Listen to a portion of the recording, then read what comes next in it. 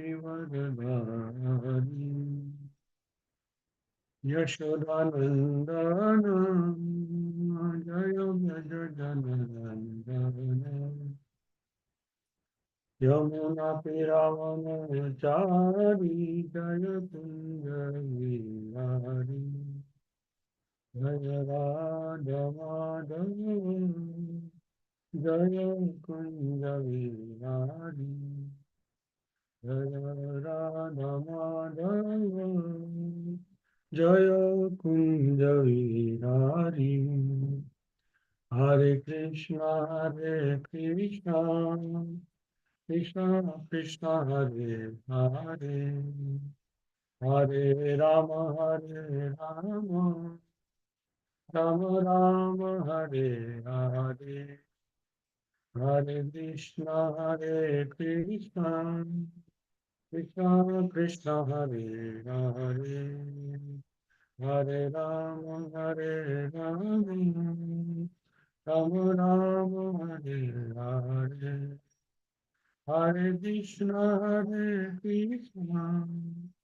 कृष्ण कृष्ण हरे हरे हरे कृष्ण कृष्ण कृष्ण हरे हरे हरे राम राम राम राम हरे हरे हरे कृष्ण कृष्ण कृष्ण हरे हरे हरे राम राम राम हरे हरे हरे कृष्ण कृष्ण कृष्ण हरे हरे हरे राम राम राम राम हरे हरे जय जगन्नाथ जय बलदेव जय सुभद्रा मणि सुदर्शना जय जगन्नाथ जय बलदेव जय सुभद्रा मणि सुदर्शना जय जगन्नाथ जय जगन्नाथ स्वामी जय जगन्नाथ जय जगन्नाथ जय जगन्नाथ स्वामी जय जगन्नाथ जगन्नाथ स्वामी नयन पथगामी भवतु मे हरे कृष्ण कृष्ण कृष्ण हरे हरे हरे राम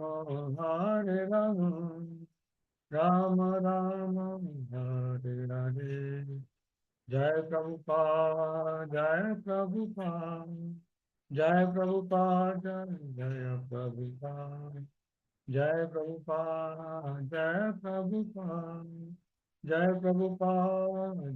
प्रभुपाद प्रभुपाद स्वामी में पतित पावन शिल प्रभुपाद पतित पावन शिल Prabhupada Prabhupada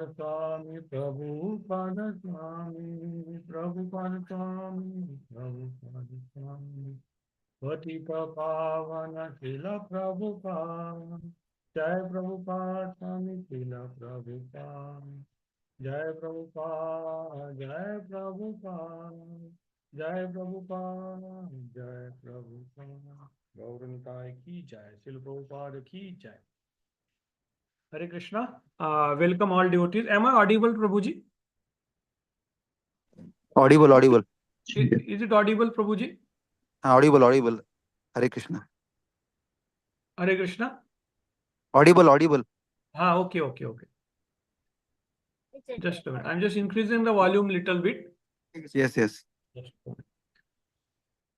So welcome devotees. Today 15th August. This is a Srimad Bhagavatam Zoom class at 8 a.m. class. Today we'll be discussing 5th, 6th and 7th shloka of 6th chapter of 4th canto, 4.6.567. Interesting story. So we'll shortly start the discussion. Om Namo Bhagavate Vasudevaya Narayanam Namaskrityam Naram Chaiva Narottamam Devim Saraswatim Vyasam Tado Jayamuniraye Nashtaprayeshu Abhadreshu Nishtam Bhagavata Sevaya Bhagavati Uttama Shloke Bhaktir Bhavati Naistiki Om Ajnanatimirandasya Andasya Jnananjana Shalakaya Chakshurunmilitamena Tasmai Sri Guruve Namaha Sri Chaitanya Manovistam Stapitamena Bhutale Swayam Rupakadamyam Dadati Sapadantigam Vandeham Sri Gurum Sri Yutapadakamalam Sri Gurum Vaishnavasya Sri Rupam Sagrajatam Sahagana Raghunathanvitam Tam Sajivam Sadvaitam Sarvadutam Parijana Sahitam Krishna Chaitanya Devam Sri Radha Krishna Padan Sahagana Lalita Sri Vishakavitam Tamsam हे कृष्ण करुणा सिंधु दीन बंधु जगतपते गोपेश गोपिका कांत राधा कांत नमस्तुते तप्त कांचन Gaurangi Radhe Vrindavaneshwari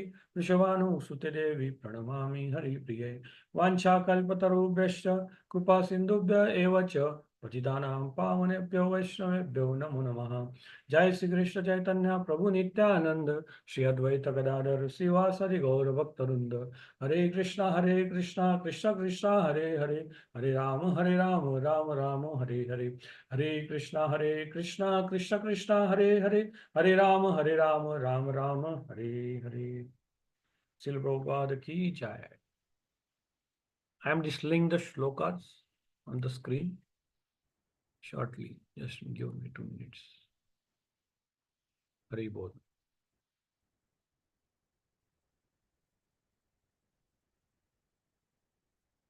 Okay, so fifth shloka, fourth canto, sixth chapter. अथापि यूयं कृतकिल्बिषा भवं ये बरीशो भागभाजं परादु प्रसादयध्वं परिशुद्धचेतसः क्षिप्रप्रसादं प्रगृहीताङ्घ्रिं प्रद्मन्. Word to word translation by Srila Prabhupada. Srila Prabhupada ki jai. Atha api, still, you yam, all of you, Krutakil Bishaha, having committed offenses, Bhavam, Bhavam, Lord Shiva, ye, all of you, Barhisaha, of the sacrifice. Bhagabhajam, entitled to share. Paraduhu, have excluded. Prasadayadvam, all of you should satisfy. Parishuddha Chetasaha, without mental reservations. Kshipra Prasadam, quick mercy. Prakrutit Angrim Padam, his lotus feet having been taken shelter of. Translation by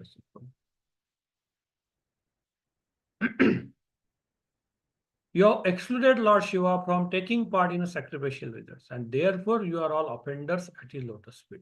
Still, if you go without mental reservations and surrender unto him and fall down at his lotus feet, he will be pleased. Purport. Lord Shiva is also Ashutosh. Ashu means very soon, and Tosha means to become satisfied. The demigods were advised to go to Lord Shiva and beg his pardon, and because he is very easily pleased, it was certain that their purpose would be served. Lord Brahma knew the mind of Lord Shiva very well, and he was confident that demigods who were offenders at his lotus feet could mitigate their offenses by going to him and surrendering without reservation.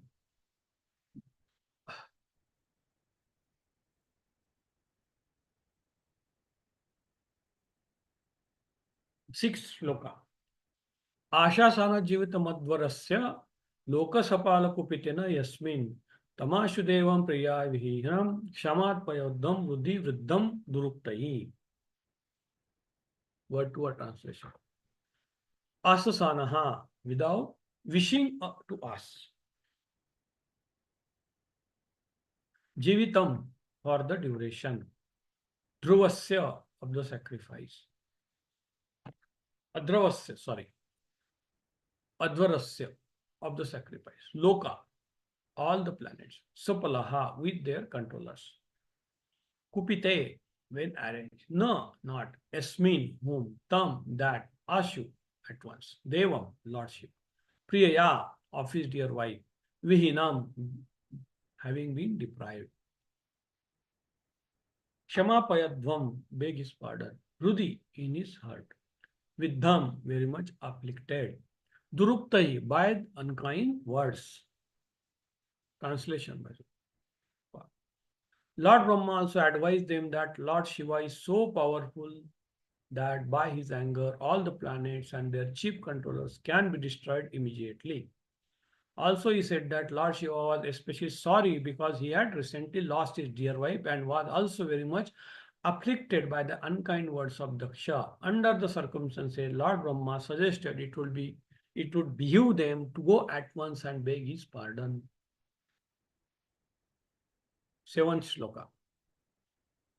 Naham nayodnana yuyu manne ye deha bhajo munayascha tvam vidu pramanam balavirya yorva yasyatman tantrasya ke upayam viditset.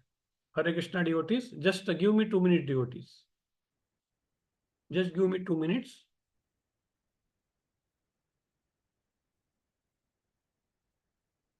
Just give me 2 minutes devotees.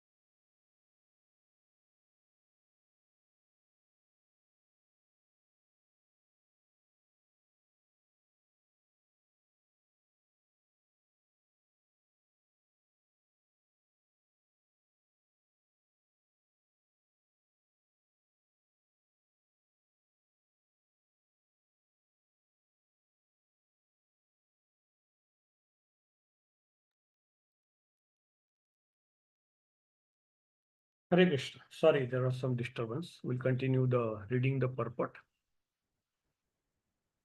Lord Brahma said that no one, not even himself, Indra, all the members assembled in the sacrificial arena, or all the sages could know how powerful Lord Shiva is. Under the circumstances, who could dare to commit an offense at his lotus feet? Purport by Srila Prabhupada. After Lord Brahma advised the demigods to go to Lord Shiva and beg his pardon, it was suggested how he should be satisfied and how the matter should be placed before him.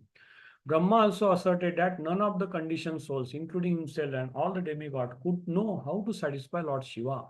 But he said it is known that he is very easily satisfied, so let us try to satisfy him by falling at his lotus feet. Actually, the position of subordinate is always to surrender the Supreme. That is the instruction of Bhagavad Gita. The Lord asks everyone to give up all kinds of concocted occupations and simply surrender to Him. That will protect the conditioned souls from all sinful reactions. Therefore, similarly, in this case, Brahma also suggested that they go and surrender unto the lotus feet of Lord Shiva.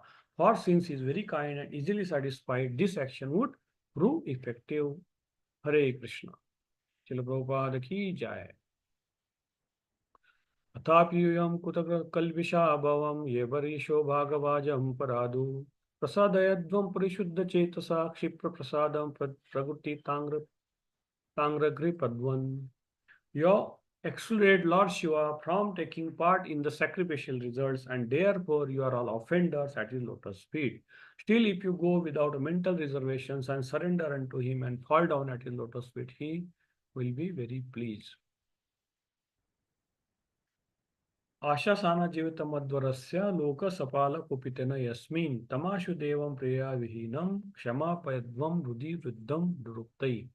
Lord Brahma also advised them that Lord Shiva is so powerful that by his anchor all the planets and their chief controllers can be destroyed immediately. Also, he said that Lord Shiva was especially sorry because he had recently lost his dear wife and he was also very much afflicted by the unkind words of Daksha. Under the circumstances, Lord Brahma suggested it would behoove them to go at once beg his pardon.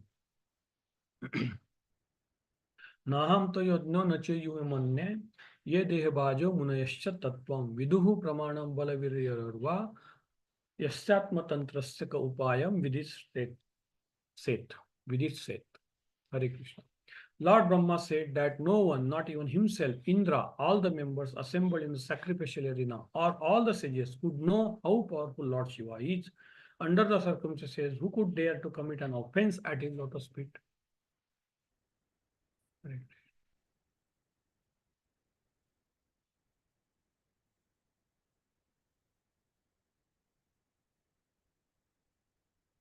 Hare Krishna.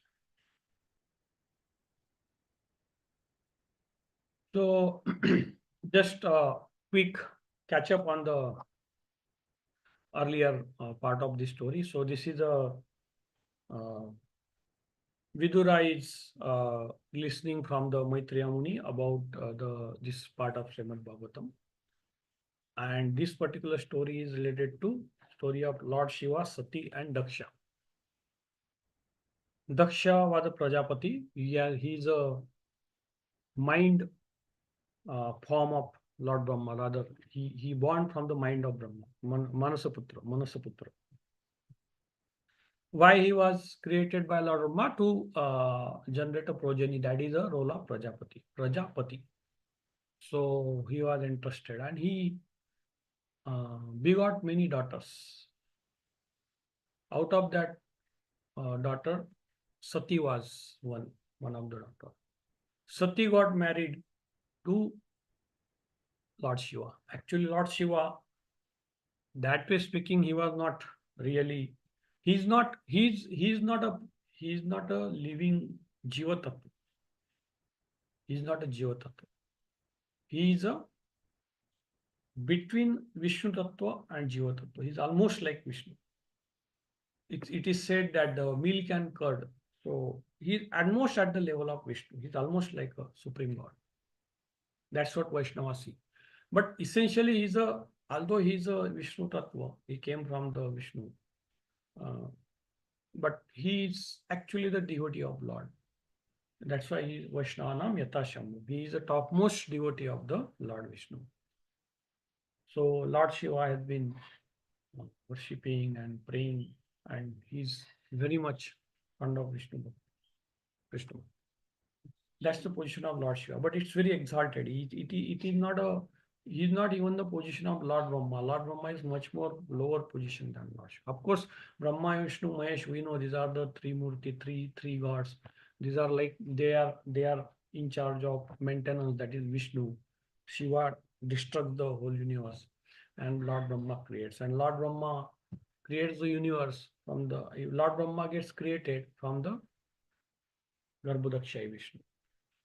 So there is a Mahavishnu who is from whose pores of the skins, unlimited universes keeps coming, bubbling out.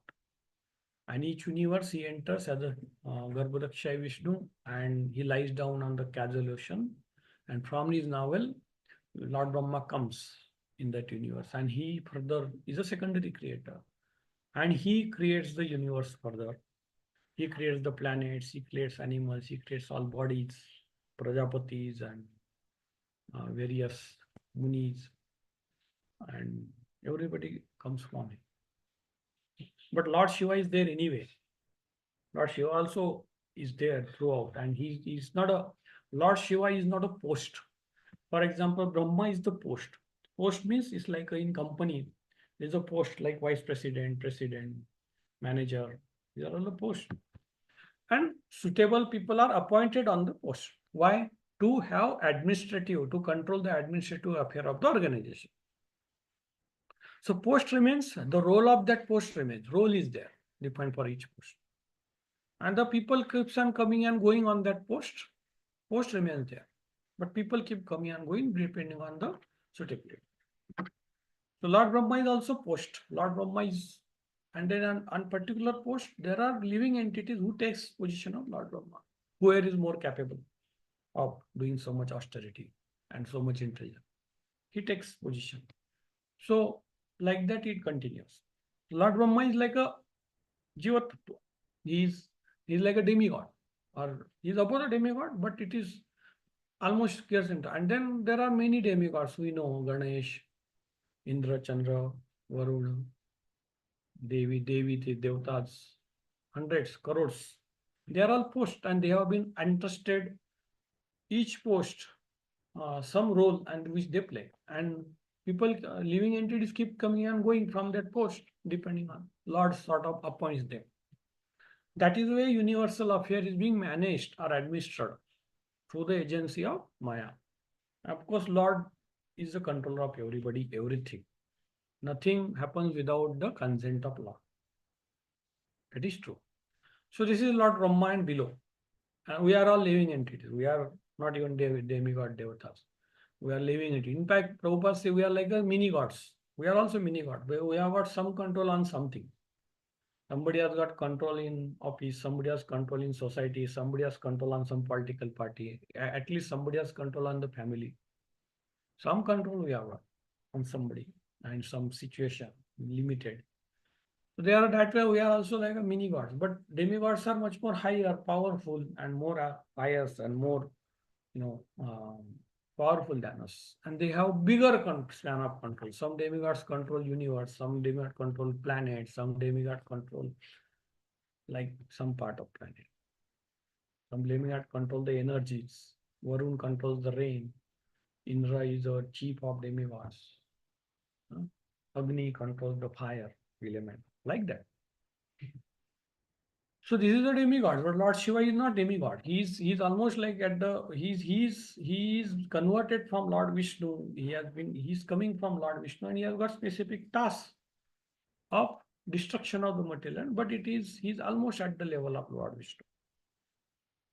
And he as such, if you see the form of Shiva, it's very sometimes scary. It's not scary, it's beautiful form that way. But if you see, it's not very that way decent. Like he has got the skulls, garland of skulls on the neck. He has got snakes. Body is smeared with ash and earth. His hairs are matted, and he looks very ugra sometimes. But actually, he's a beautiful form, and he's very kind, and he's very kind and very easily pleasable, and he's very beautiful that.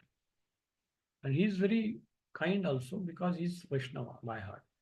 And he always chanting Lord Vishnu. That's the position of Lord Shiva explained in Bhagavatam and various Puranas. Of course, Shiva Purana will explain Lord Shiva is ultimate because the Puranas are in the various modes for people of various modes. Some mode of ignorance means there are 6 Puranas. Mode of passion, there are 6 Puranas. Mode of goodness, and there are some 6 Puranas. And transcendental Purana, that is Bhagavatam, is above all these 3 modes. That's a different topic. So we should understand holistically and through the eyes of Shastras. Lord Vishnu is the ultimate. In fact, Lord Krishna is the ultimate. Vishnu also is a incarnation of Lord Krishna. And thus universe is created. Lord Shiva is there anyway. It doesn't die. Lord Brahma dies. Lord Shiva doesn't die. He's there. So Lord Shiva is so, and he's very innocent and he's completely detached. If you see all his activities, they are all completely detached. He's always meditating in the Kailash. And he doesn't have enemy. That's mentioned. Ajata Shatru. He doesn't have enemy. He doesn't have any uh, hate, jealousy. He doesn't have any attachment towards anybody in this matter. Just give me 2 minutes, devotees. Sorry, there is some disturbance. Give me 2 minutes.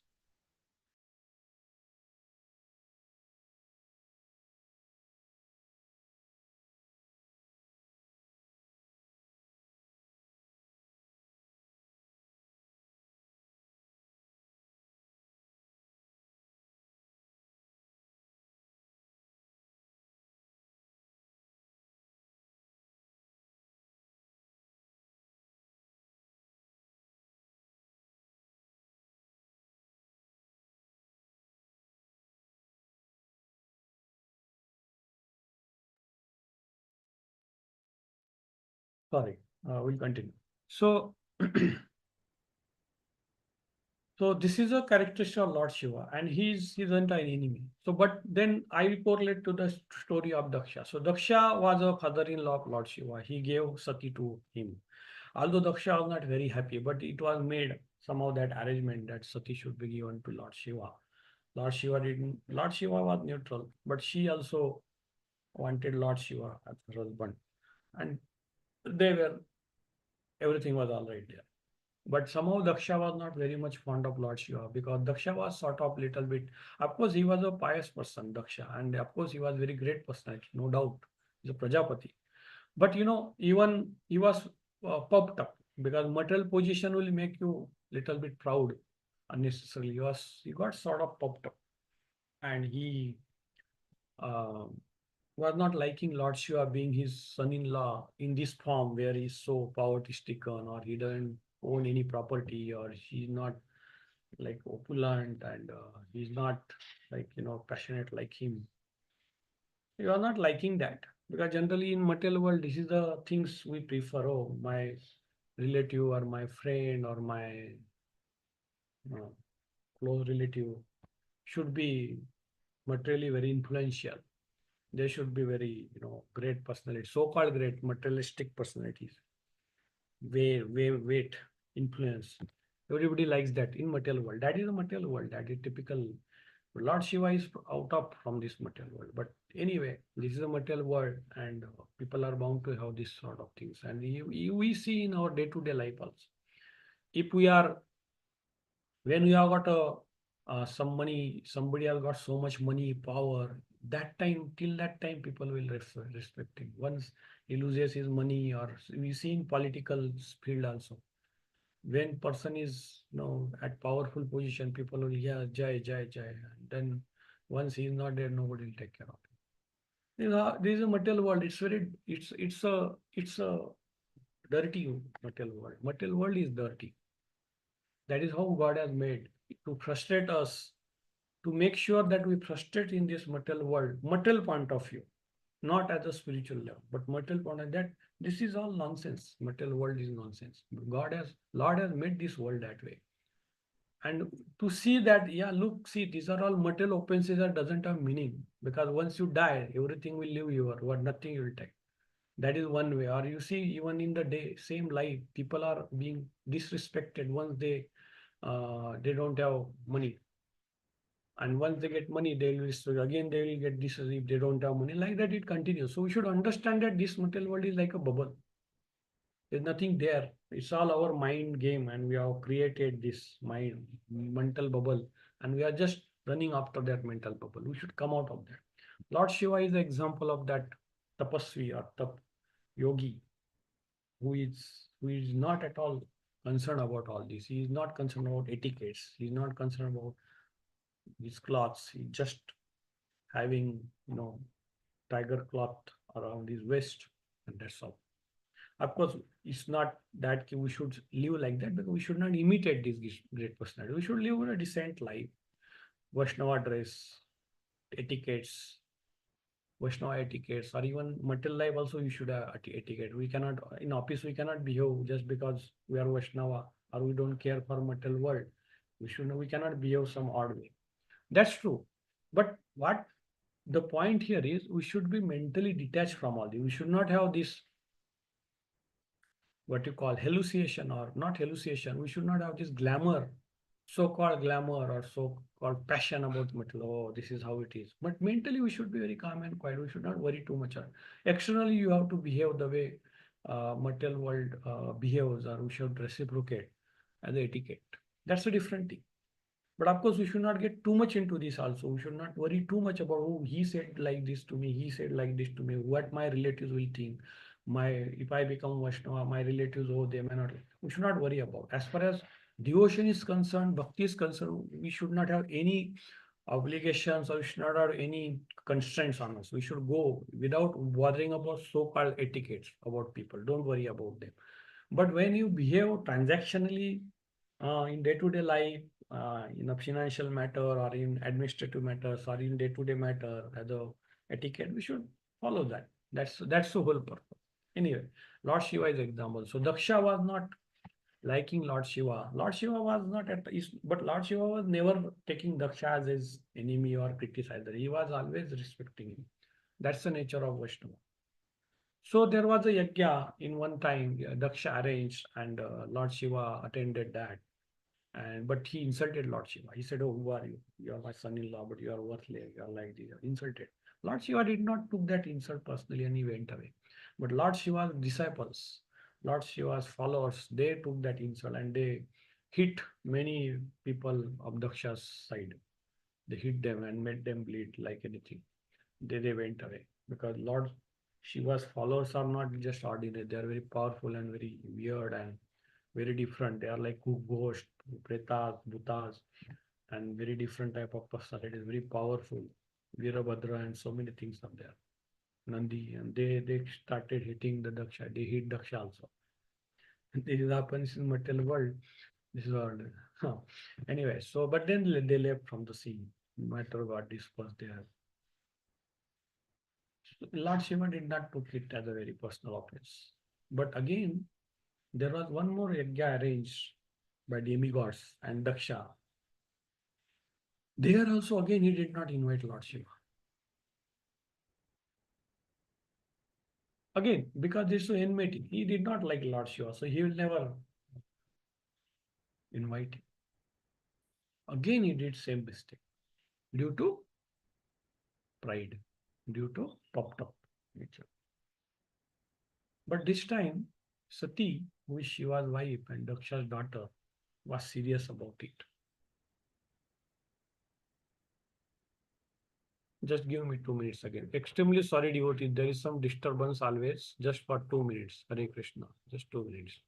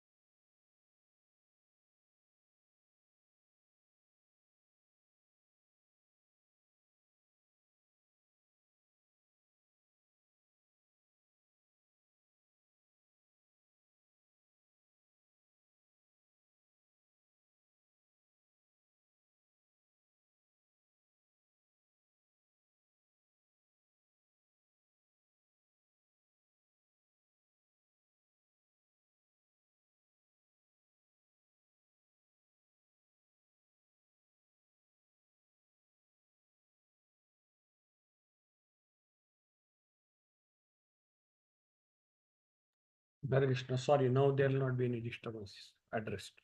Hare Krishna. So this time, second time when Daksha arranged the yajna, he did not invite Lord Shiva, but Sati was a bit serious about. Sati was telling Lord Shiva, "Let's go. My sisters, my mother, my all friends, relatives, they'll be waiting for me. They will welcome me." Typical woman. Okay. And it's good that because women they want to connect, they want to build a relation. This is what material life is. Stree means stree, the definition and nature of the stree means she will expand the material life, she will expand the relationship. And once you expand relations, your material life prolongs. This is how it is. But of course, in one sense, it's good because material life, where you need to have relations proper. That's there. So that way it's okay. But spiritually, if you get too much attached to these relations and relatives and all that, we at the cost of your devotional service, then it's a problem. But if you expand your relations to propagate devotional service, in fact, it's good only. We should do that. Anyway, So Lord Shiva said, I will not come. He was not very much particular about coming. He was telling, you will get insulted. I already got insulted. You will also get insulted. Why to go there? Let's keep quiet and forget it. But she went. She was not happy with Lord Shiva also. She was angry on Lord Shiva, and then she went, no, I will go. She went there. Then she saw in that arena of Yajna, there is nothing, no oblation or no specific mention about Lord Shiva, no respect to her also. Her father, Daksha, did not give her any welcome. He did not pay attention to her, even though he saw her. Her mother, sisters were to that extent, yes, they were really coming her, because ultimately they are all sisters, mother. But Daksha did not pay attention, and she got angry, and she, by her mystic power, she burned herself, and she quit the body. Lord Shiva came to know about this, and he became angry, because Lord Shiva loved her wife as everybody loves our husband wife. So Lord Shiva also loved wife, and he got angry. And then he told Virabhadra and there are another things, just go and kill Daksha. So Virabhadra and other Nandi and Lord Shiva, all that whole host of the very, different type of army, very dangerous army. They went and they started killing the people. They started hitting demigods. Demigods started getting afraid, and they started running here and there. They're so powerful. Rise of Lord Shiva's power. This is not ordinary. Even Brahma could not. Of course, in that second time, Brahma and Lord Vishnu were not there that time, because they were expecting this will happen. So they were say, okay, let it happen. Anyway, because Daksha wanted to be taught a lesson for his popped up attitude. So ultimately, somebody, I think Lord Shiva is one of the follow. I think Virabhadra caught hold of Daksha and he beheaded him. Ultimately, he beheaded him. He cut his head, and Daksha died. So by knowing this, Prajapati died and all that. So Brahma also intervened and he said, no, you forgive him. So Lord Brahma requested Lord Shiva to forgive Daksha. So Lord Shiva went there and he put that head, and but he put a goat head this time, head of goat, and on the Daksha head. So afterward, Daksha was having goat head. The goat head was put just to make him embarrassed that, yeah, this is the punishment, embarrassment for your popped up nature. So all this happened, and then this was going on, and demigods were afraid, because these disciples of Lord Shiva are creating havoc, and they were hitting demigods. They're catching hold of the whole thing, and they were destructing the whole sacrificial arena. And so they approached Brahma. Demigods approached Lord Brahma and saying that, please help us. So Lord Brahma is telling these three verses to them demigods, that Lord Brahma said that. So first verse is saying that you have excluded Lord Shiva from taking part in sex. So he's telling that why you are excluded Lord Shiva, because Lord Shiva is one of the benefactor of the important benefactor of the no sacrifice can be completed without Lord Shiva. Of course, ultimate enjoyer of the sacrifice, any sacrifice, is Lord Vishnu, but Lord Shiva is also equally important there. So he was telling you people are fools and you are offenders of lotus feet of Lord Shiva. You should not have done that. So he was telling them that you offended Lord Shiva. You should not have done that. At least demigods. See, Daksha was having different type of attitude towards Lord Shiva is one understandable. But why demigods should have supported that is what he's telling. Why you have supported. So you should have called Lord Shiva. You should have, handled it properly. But he's telling you. So he's telling, now you people are offenders. Now what you should do?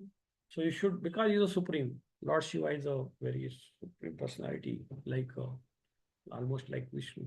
You should go and ask for the pardon. Surrender to him and fall down at his lotus. He will be pleased.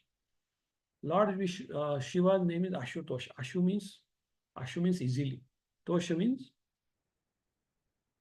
get pleased. So Lord Brahma knows that. He was telling, okay, Lord Shiva is very much angry. Why he was angry? Because he lost his wife and he was insulted and he did not like the attitude of Lakshmi. So Lord Shiva was not very happy with the condition. And Lord Brahma knows that. So he said to satisfy, to make that Lord Shiva pardon him, pardon these demigods. He was telling you just surrender. Now here it's very important. Surrender means what? Fall down is out of spirit. So see what happens, no? We see in the material life also, in day-to-day life, we have seen that we offend somebody. We offend somebody. Okay. Knowingly, unknowingly. So we say no, you say sorry, or we beg pardon sometimes. The important point is Lord Brahma is telling them you should fall at the lotus feet of Lord Shiva. Means what? See, when you fall at the lotus feet of somebody, means you are actually surrendering by heart. So it is very important. See, normally what happens in material life, especially because this is a dubious world. Material life is a dubious. So a lot of pretension is there, all fake. Many things are fake. So we offend somebody and we say, oh, sorry, sorry, sorry. Actually, don't mean it many times. We don't really care that person. But we have to sometimes say sorry because, oh my God, if I don't say sorry, it will affect me, it may affect my position, or it will affect some money matters, or it will affect some materially, it will affect me. So we say sorry. This is a material world. But in spiritual world and in the spiritual life or in spirituality, surrender means it has to be by heart. Means surrender has to happen by change of your heart. So you should first think that, oh, really, I want to seek a pardon. Really, I want to respect that person who I have offended. We should respect the position of that person and we should say that I have offended the person at that position and you should feel bad about it that you offended that person. Not that, oh, because he got offended, he will it will affect me or he will make me some damage or it will affect my material position or my some mathematical calculation of some materialistic base. That is not correct. It should be by heart that yes, I surrendered.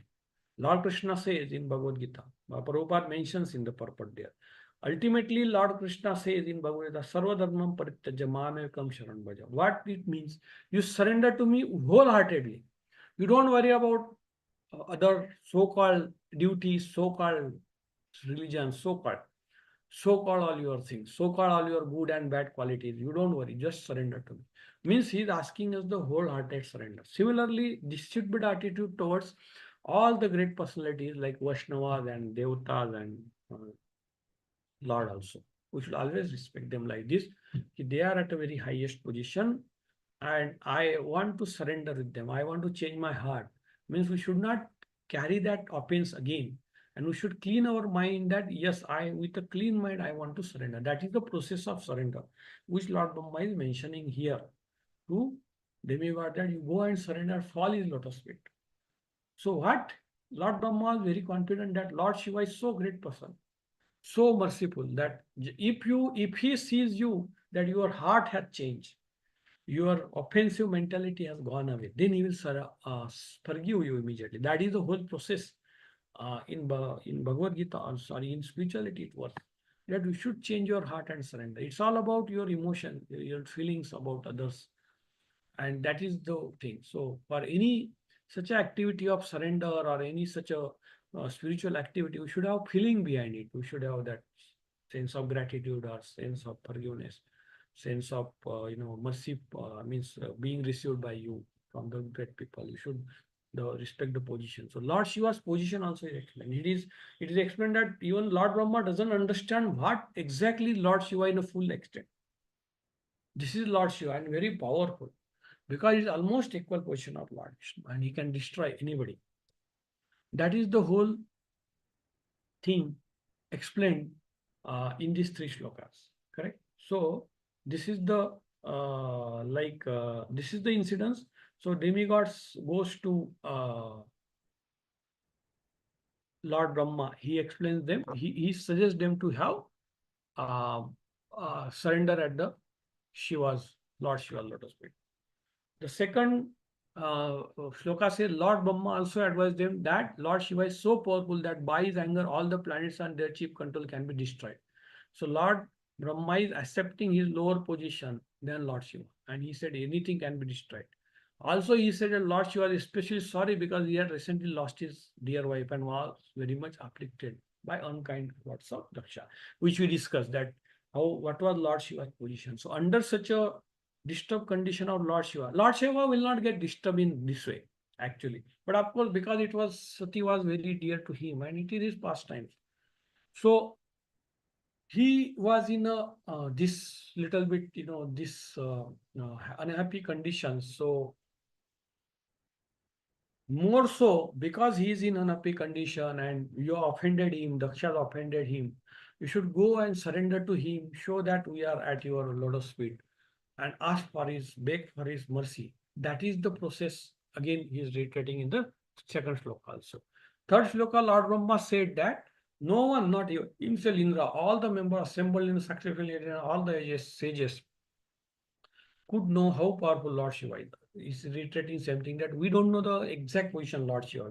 Nobody knows Lord Shiva, but Lord Shiva's position is described in Shastra as almost equal position of Vishnu. Under the circumstances, who could dare to commit an offense at his? So this is very important. As a etiquette in the material world also, and what to speak of spiritual life. We should never offend a person at a great position. Even though we have to say, for example, we have to disagree. See, look, there are two things.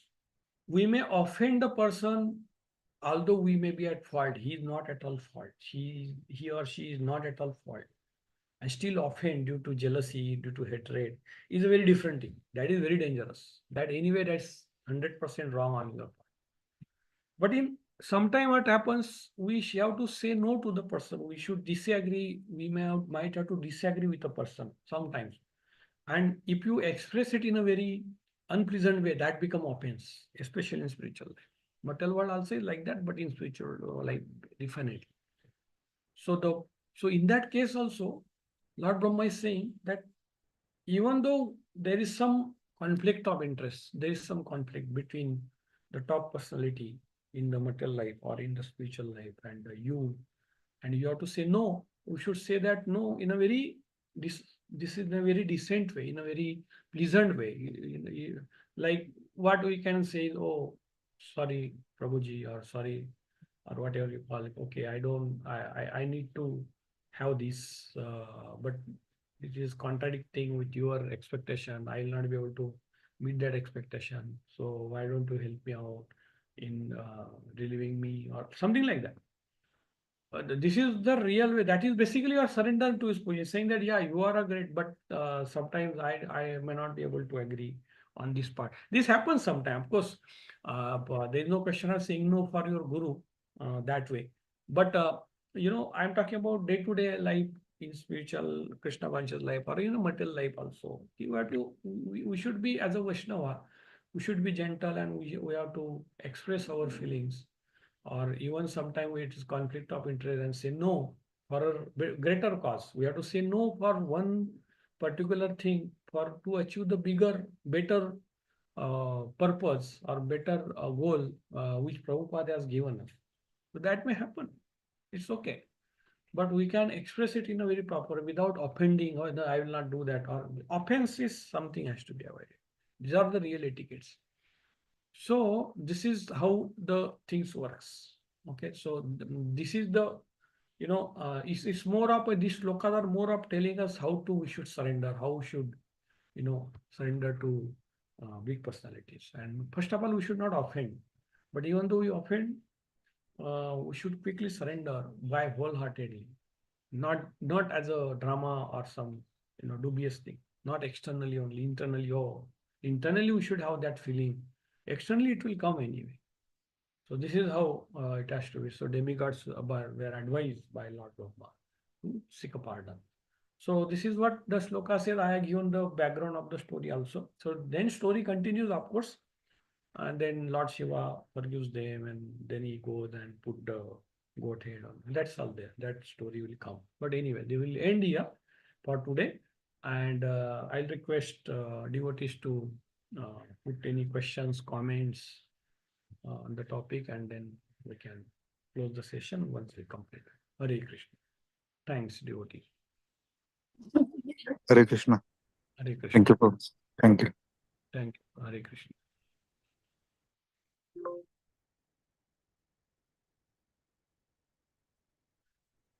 Okay, so if there are no questions or comments, then we will close the session. And thanks all devotees for participating, spending your early morning time. And it was a nice, to see all of you on the class. And let's close. Hare Krishna. Thanks, devotee. Srila Prabhupada ki jai, Granthara Srimad Bhagavatam ki jai. Yeah. Hare Krishna. So we'll close the session now. Thanks, Hare Krishna.